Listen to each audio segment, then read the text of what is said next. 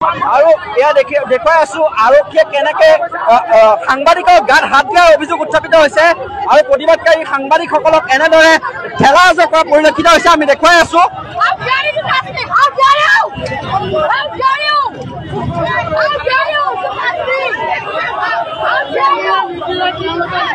কেনেদৰে বাধা দিছে আমি দেখুৱাই আছো।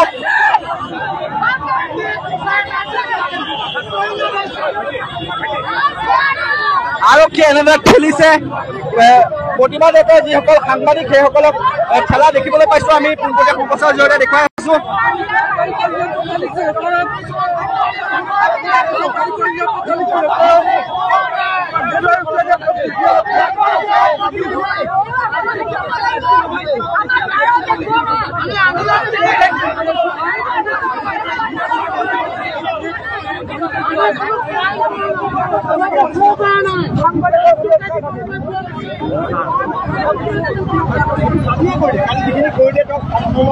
ব্যৱহাৰ কৰিলে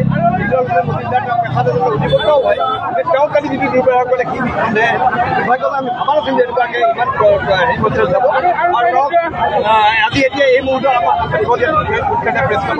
সাংবাদিকৰে উঠিছে কিন্তু প্ৰতিবাদ কৰিব দিয়া নাই আমাৰ বাধা দিছে। সাংবাদিক সকলো এতিয়া ক্ষুব্ধ হৈ আছে কাৰণ তেওঁ জাতীয় পৰিদৰে বিশ্ববিদ্যালয় মজুমদাৰ যি ব্যৱহাৰ কৰিলে সেই ব্যৱহাৰ কাৰণে আচলতে দেখিছে কেনেদৰে আৰক্ষীয়ে আচলতে এই প্ৰতিবাদকাৰী যিসকল সাংবাদিক সেইসকলক এনেদৰে বাধা প্ৰদান কৰাৰ লগতে প্ৰহাৰ কৰাৰ অভিযোগ উত্থাপন হৈছে আৰক্ষীৰ বিৰুদ্ধে। হুলস্থুলীয়া পৰিৱেশ সৃষ্টি হৈছে আৰু সাংবাদিকৰ হতাহতি সাংবাদিকৰ গাত হাত দিয়া অসম আৰক্ষীৰ বৰ্বৰতা আৰক্ষীৰ বৰ্বৰতা পোহৰলৈ আহিছে।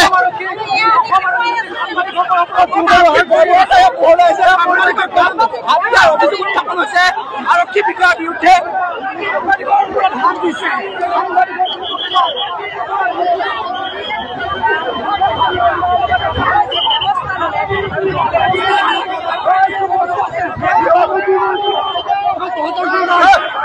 সাংবাদিক কেলে ব্যৱহাৰ কৰিছে সাংবাদিকক কেলে ব্যৱহাৰ কৰিছে সাংবাদিকক কেলে ব্যৱহাৰ কৰিছে আৰক্ষীয়ে অসম আৰক্ষী গুণ্ডাগিৰি অসম আৰক্ষীৰ গুণ্ডাগিৰি পোহৰলৈ আহিছে। কেনেদৰে ইয়াত ঠেলা ঠেলি আমি দেখুৱাইছো জ্যেষ্ঠ সাংবাদিকক এনেদৰে আৰক্ষীয়ে ঠেলিছে। আজি ন্যায় বিচাৰি যিসকল প্ৰতিবাদকাৰী আহিছিল সেইসকলক এনেদৰে ঠেলা ঠেলি কৰিছে।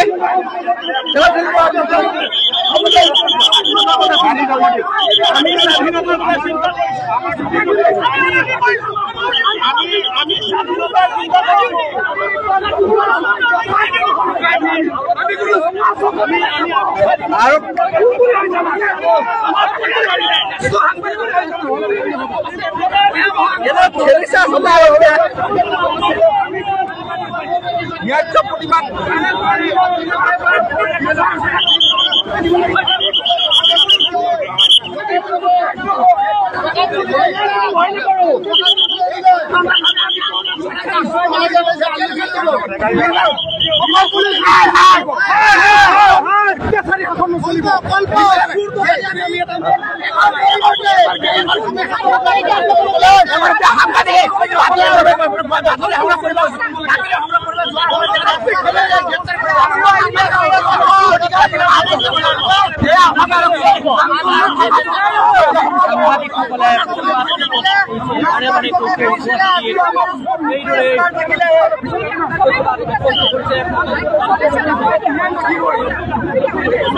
দেখিছে কেনেকৈ উত্তপ্ত পৰিস্থিতিৰ সৃষ্টি হৈছে।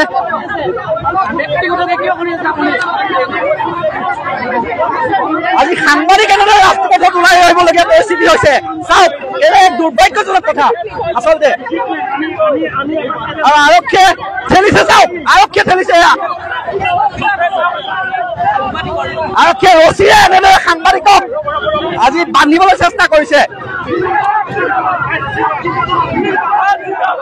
সাংবাদিকসকলে মনা নাই।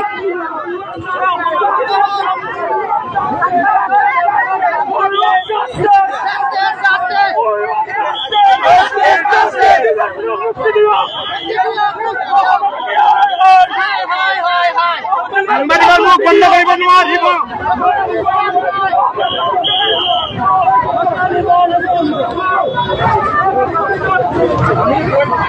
কেনে ঠেলা ঠেলি গতাগতি হোৱা আমি দেখিবলৈ পাইছোঁ। আৰক্ষী আৰু যিসকল সাংবাদিক আছে সাংবাদিকক এনেদৰে মুখ বন্ধ কৰা আচলতে কৌশল চলিছে। এয়াই গণতন্ত্ৰ নেকি?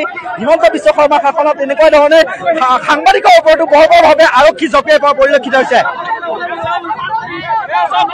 চাওক ৰছীৰে বান্ধি পেলোৱাৰ চেষ্টা কৰা হৈছে।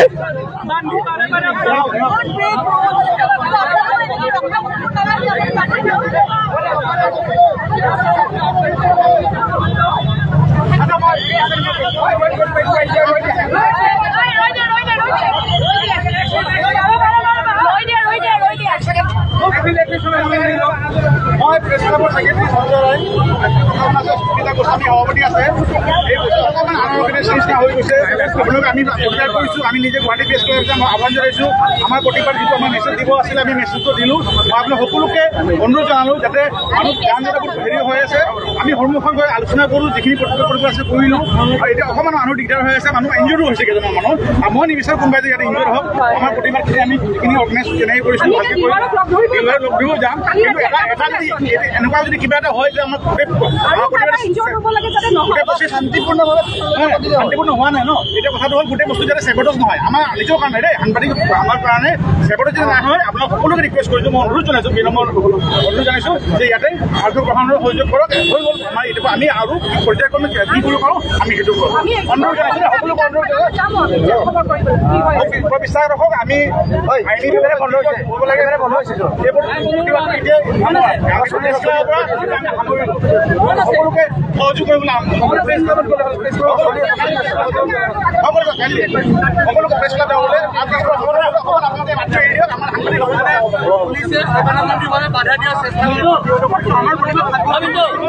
বাধা নিলে কোনো পৰ্যায়ে কাম নহয়। বাধা উফৰাই দিলে কোনো পৰ্যায়ে কাম নহয়। বাধা উফৰাই দিলে কেতিয়াও চৰকাৰ নহয়। এইখন চৰকাৰে স্বৈৰতন্ত্ৰ চলাইছে তাৰ লগত গণতন্ত্ৰ নহ'ব। যিখন চৰকাৰে স্বৈৰতন্ত্ৰ চলাইছে তেওঁলোকৰ লগত কেতিয়াও কোনো পৰ্যায়ে গণতন্ত্ৰ চলিব। কাৰণ বিৰোধী গ্ৰেপ্তাৰ কোনো গণতান্ত্ৰিক কাৰ্য নহয়। গতিকে আমিও কেতিয়াও গণতন্ত্ৰ নামানো। কোনো পৰিস্থিতি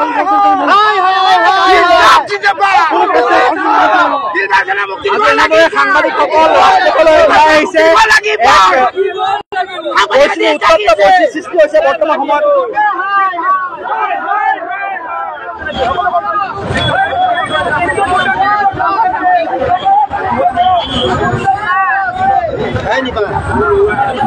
আৰু যি অভিযোগ উত্থাপন হৈছে যে ভুৱা অভিযোগ তুলি আচলতে দিলবাৰ হুছেইন মজুমদাৰক দুৰ্নীতি কেলেংকাৰীৰ বিৰুদ্ধে যি বাতৰি সম্প্ৰচাৰ কৰিছিল তাৰ পিছতেই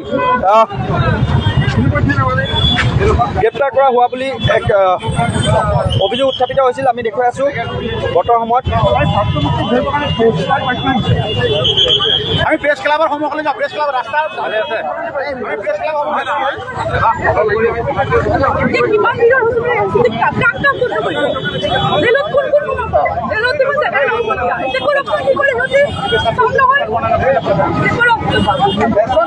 আমি এক প্ৰেছ বাইক চাইড ল'ব